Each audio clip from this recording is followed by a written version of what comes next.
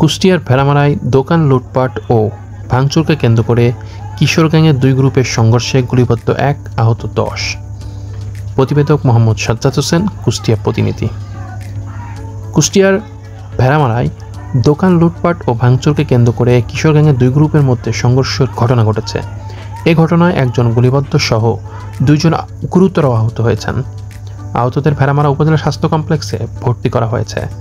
স্থানীয় সূত্রে জানা গেছে, বুধবার দুপুর 12টার দিকে দোকানপাট ভাঙচুর ও লুটপাটকে কেন্দ্র করে কিশোর গ্যাংয়ের দুই গ্রুপের সংঘর্ষে এই ঘটনা ঘটে। এ সময় গুলিবিদ্ধ হন নির্ঝর নামের এক যুবক।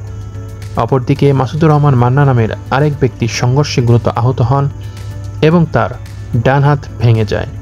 সংঘর্ষকালে আগ্নেয়াস্ত্র ও দেশীয় অস্ত্রের প্রকাশ্য মহড়া চলেছে। সংঘর্ষের পরপরই এলাকা জুড়ে চরম উত্তেজনা ছড়িয়ে পড়ে। খবর পেয়ে ভেড়ামারা থানা পুলিশ এবং সেনাবাহিনীর একটি দল ঘটনাস্থলে উপস্থিত হয়ে পরিস্থিতি নিয়ন্ত্রণে আনে। বর্তমানে এলাকায় অতিরিক্ত পুলিশ মোতায়েন করা হয়েছে এবং টহলও জোরদার করা হয়েছে।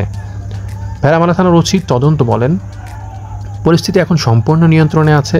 ঘটনার সঙ্গে জড়িতদের শনাক্ত করে প্রয়োজনীয় ব্যবস্থা গ্রহণ করা হবে। আহতদের চিকিৎসা দেওয়া হচ্ছে এবং তাদের অবস্থা স্থিতিশীল বলে জানিয়েছে চিকিৎসকেরা।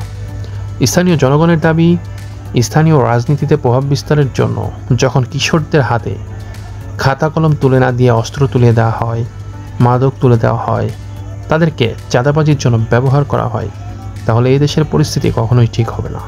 এই দেশের যুব সমাজ, কিশোর সমাজ কখনোই ঠিক হবে না। এজন্যই কিশোর গ্যাংয়ের সংখ্যা দিন দিন বৃদ্ধি পাচ্ছে। এ বিষয়ে তারা সরকার এবং স্থানীয় জনপ্রশাসনের শিথিল মন মানসিকতা থেকে বেরিয়ে এসে কঠোর হওয়ার দাবি জানিয়েছেন। উল্লেখ্য, সাম্প্রতিক সময়ে ভেড়ামারায় দেশীয় অস্ত্র, আগ্নেয়াস্ত্রের মহড়া যেন নিত্যদিনের স্বাভাবিক ব্যাপার হয়ে দাঁড়িয়েছে।